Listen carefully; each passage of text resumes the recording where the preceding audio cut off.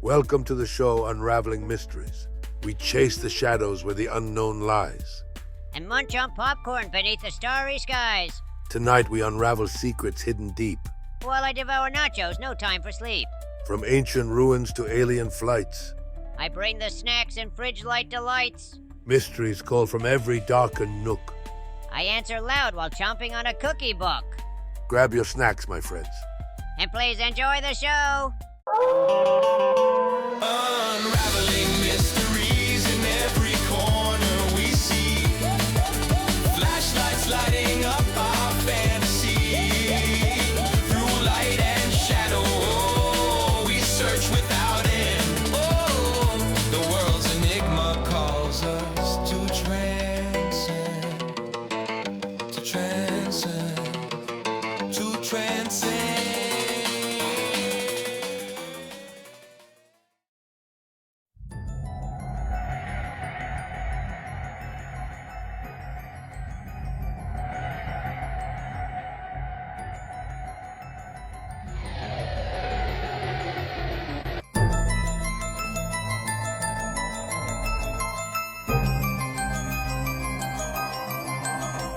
I cannot believe this just happened. You have to try this. Trust me. Take a water bottle. Any water bottle, right? Just water. Fill all your pockets with AA. That's very important. Literally every single pocket, just fill it with AA batteries. Grab one of these like big extension cords, put it on your neck, and grab a polo mid, but keep the wrapper on. Don't take the wrapper off. Tuck it inside of your cheek. Watch what happens. This is insane. Look. It just stops. Look, there's like no gravity.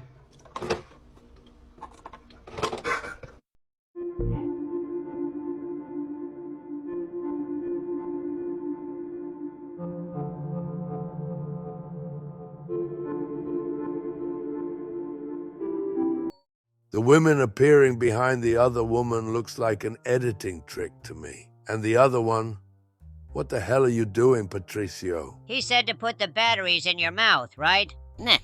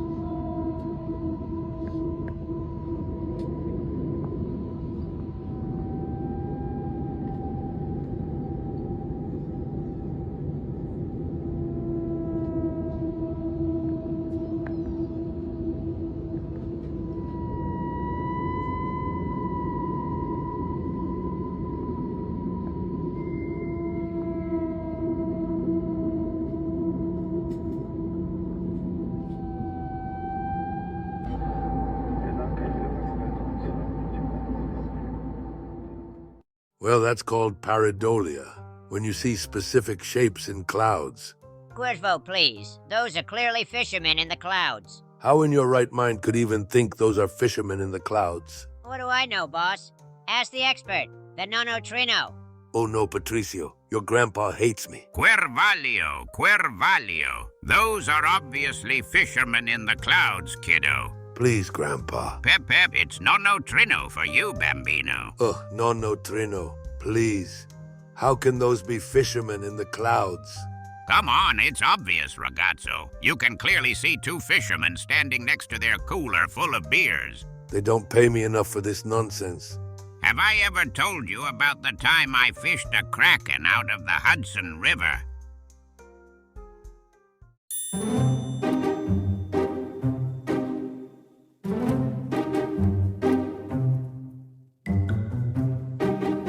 Please.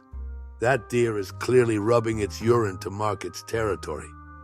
Go off, Cuervo. Now you're suddenly a deer expert. Patricio, believe it or not, I'm a registered deer hunter. Oh, really? Tell me more about that, my esteemed deer hunter.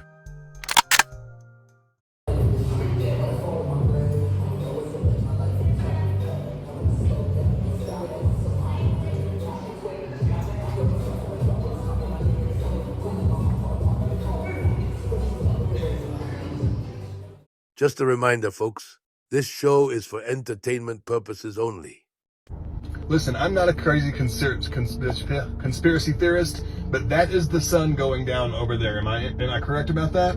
Now look at this. Directly behind me. What is that?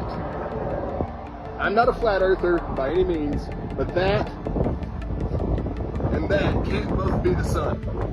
So what the hell is happening? There's nothing moving behind those clouds. It's just a big bright ball. And then that's the sun going down in the west by the ocean. So what the fuck? Everybody knows something's up. Everybody knows. That is not normal. Everyone is looking up, wondering why the sky is split. Look. The sky is broken. And everybody knows something's fishy, don't you? Fishy, ain't it? You know, that's the first time I ever seen this. That's right. Come on, man. 2 suns? That's like saying there are more than 2 Patricio. Patricio, your cousins don't even look like you, for God's sake. I got a glitch in the Matrix story time from a girl named Jade who told me about a conversation that she had on a bus that was very strange and still leaves her unsettled. So she was on a bus going back from her parents' house. She was there for the weekend. She always took the bus because she didn't have a car. She said she had done that bus ride 1,000,000 times. It was about 2 hours away from where she lived. Regarding the background noise, my baby's over there tearing stuff up. Her bus left later in the evening, so it was already dark outside. There were only a few other passengers on the bus. She finds a window seat, plugs in her headphones, and kind of like conks out. She said she wasn't asleep, but it was like in and out of consciousness type thing, and she felt somebody sit next to her in the seat, like a weight had been put down next to her. So she opens her eyes and she sees a man sat down next to her. He says something. She takes her headphone out. She's like, "What?" He's like, "Do you mind if I sit here?" She said she was 22 when this happened. He was significantly older, probably in his 50s. He had like silver gray hair, and he had a very distinct jawline. She said she would describe him as an attractive older man, but he was very like angular. So she's like, "Yeah, sure, sit down." And he's like, "Thanks." She puts her headphone back in. She's like kind of closing her eyes. She feels him tap her. So she opens her eyes again. She looks at him and he's like moving his mouth, but she can't hear what he's saying. So she takes her headphone out again. He's like, "Do you ever feel like things aren't real?" She's like, "What?" He's like, "Do you ever feel like things happen that shouldn't be possible, but nobody else notices?" And she's like, "What do you mean?" And he turns fully to look at her and he's like glitches. She doesn't know what he's going on about. She thinks he's like on something. So she said like, although she was like a little bit creeped out, she didn't want to be rude, but she just is like, "Yeah, sure, I guess." And like turns back to like put her headphone in. She doesn't even close her eyes and he's talking again. So she takes her headphone back out and he's like, "Yeah, I had a feeling you'd understand." She said he was very calm in the way that he spoke to her. And he's like, "You see things that other people don't. You see the world flicker. You see the gaps." So she's just like, "I guess this is what we're doing now." Doesn't even try to like listen to music again. She's like, "I don't really know what you mean." He's like, "Yeah, you do." So she turns to fully look at him for the first time. She said she looked him in the eyes, but for some reason, even though she knows she like clocked him, like she looked at him fully, but it was like her brain was struggling to process the details of his face, if that makes sense. Like they were almost fluid. They were changing in front of her. She said at the time, she just attributed this to like when you look at somebody in a dark car, like it's going underneath streetlights. So there's light flickering on and off. And like, she just thought that that was what was going on and why she couldn't really process his face. So she's like, "I'm not really following your conversation, to be honest with you. Like, what's your name?" And he goes, "I don't have a name that matters anymore." She's like, "Well, you said that I know what you mean. And to be honest with you, I don't." So he's like, "Well, I don't know that you know what I mean, but they do." And she's like, "Who is they?" And he's like, "The veil keepers." She's like, "What?" And he's like, "Yeah, like they're the ones that keep the illusion, that make sure that nobody notices when things shift." He's like, "They're the ones that make sure that nobody knows when time rewinds or when people disappear and then they're rewritten." Then he tells her something along the lines of the world that she sees is not real. It's just a projection. It's a layer. Jade said she didn't know what to say at this point. She was fully creeped out. So she just says, "Well, that's insane." And he says, "Is it?" He says, "Did you ever have a memory that nobody else remembers or have a moment in time that feels like it's stretching too long, like something is buffering?" And this is all paraphrasing, but she said she distinctly remembers him saying something about time buffering. But it was this comment that made her throat go dry because she did have an experience like that. She remembered a store close to where she grew up. It was a supermarket that she remembered going to a lot as a kid with her mom. And that store apparently never existed. When she asked her mom where it went or what happened or why they closed down, her mom was like, "There was never a store there." And she's like, "Yes, there was. I remember going to it." But her mom just told her basically that it was just like a childhood memory. She must be remembering another store. So this is what Jade thought of when this man is talking. Jade also had a feeling at this point that the time it took for him to say these words to her seemed to be like stretching. Like it didn't seem like normal conversation. It was like time slowed down. She also had this weird sense of deja vu, but she thought this was just her brain playing tricks on her due to the nature of the conversation. And then the man starts nodding as if he could read her thoughts. And he's like, yeah, the Veil Keeper, they maintain the script. They don't want you to notice. Jade said she just asked him, what does it matter if I do notice? At this point, the bus hits like a bump in the road or something, and they both jolt. The man looks around nervously, and he says, because if you notice, they start watching you. Jade says nothing. She's just trying to process what is going on when all of a sudden the bus's lights flicker. When the bus's lights come back on, he's not there anymore. She said there was a ringing in her ears like static, and it was like her vision blurred for a second. She said at this point, she swears she saw dark shadow-like figures standing all around the bus. Their limbs were wrong, stretched like shadows in the flickering light, and featureless faces that seemed to study her. The bus lurches again, her eyes come back to normal, and the ringing in her ears stops, and she can't see anything out of the ordinary. She looks around at the other passengers. Everyone's just going about their business, reading books, listening to music, asleep, nothing out of the ordinary.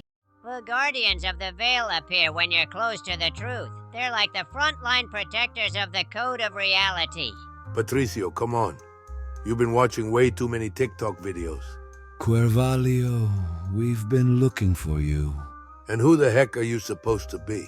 A guardian of the veil, of course. Yeah, let me guess. You were looking for me to tell me I'm close to discovering the truth. Nope, not even close. Then why are you looking for me? We've been trying to reach you about your car's extended warranty. Begone, evil spirit. Thank you, that's what I like.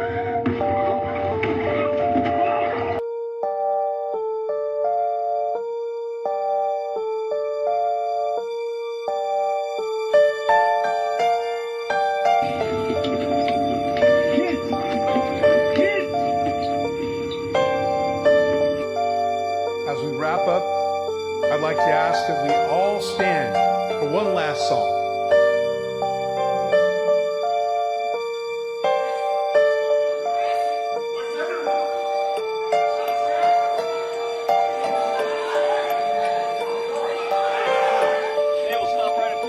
All right, sounds good. Whoa. Jeremy? Jeremy! Jeremy!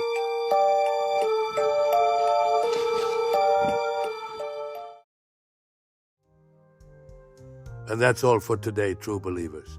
Thank you for joining us. If you enjoyed the show, legends, Please hit the little thumbs up, like the video, and tell us in the comments what mysterious topics you'd like us to unravel next. until the next time for more. Unraveling mysteries. Ciao, amigos. Unraveling mysteries in every corner we see. Flashlights lighting up our fantasy. Through light and shadow we search without end. The world's enigma calls us to